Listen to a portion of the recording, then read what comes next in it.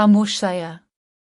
एक परसुकून मोहल्ले में ऊंची इमारतों के दरमियान एक छोटा सा खानदान रहता था। एक माँ, एक बाप और 7 साल का बेटा आयान।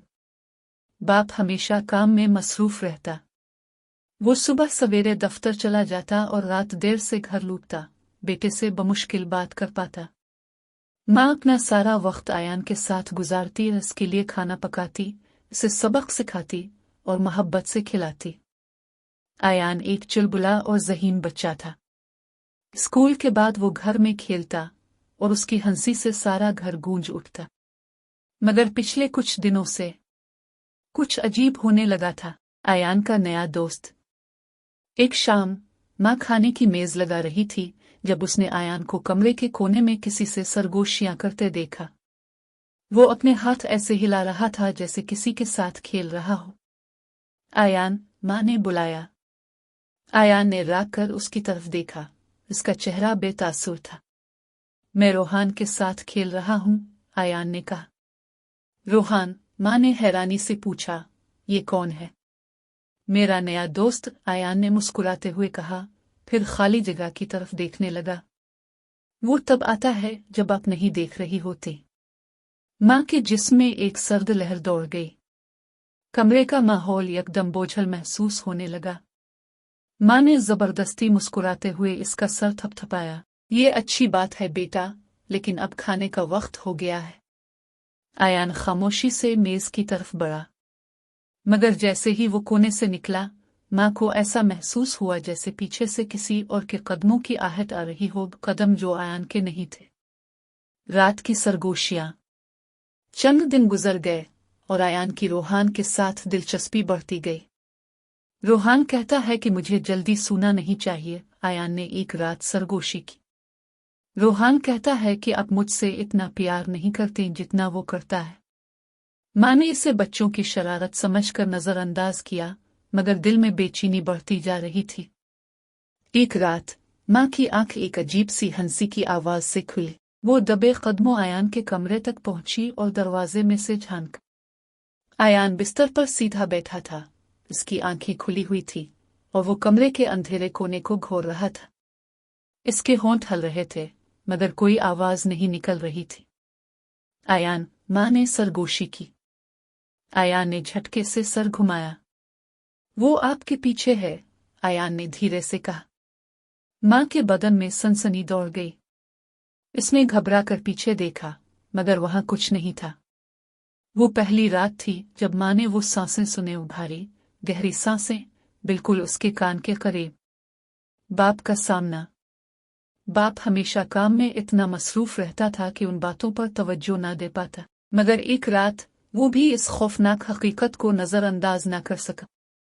वो देर से घर पहुंचा तो देखा कि आयान अंधेरे कमरे में अकेला खड़ा है। उसकी पुश्त दरवाजे की तरफ थी।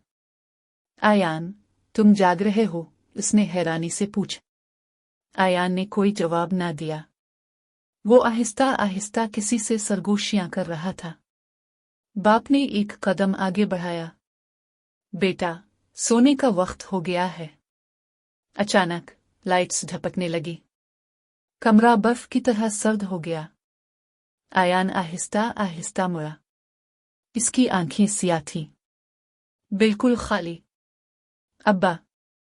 आयान की आवाज में कोई अजीब सी गहराई थी। रोहान कहता है कि उसे अब पसंद नहीं। बाप के हल्क में सांस अटक गई। उसके कदम जमने लगे। फिर आयान मुस्कुराया।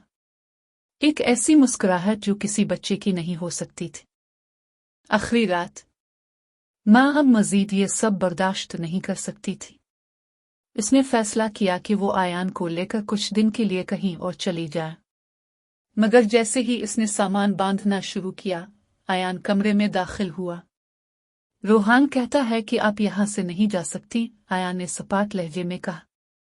माँ के हाथ रुक गए। बेटा, हम जा रहे हैं। अभी? आयान की आंखों में एक अजीब सी तारीकी छा गई।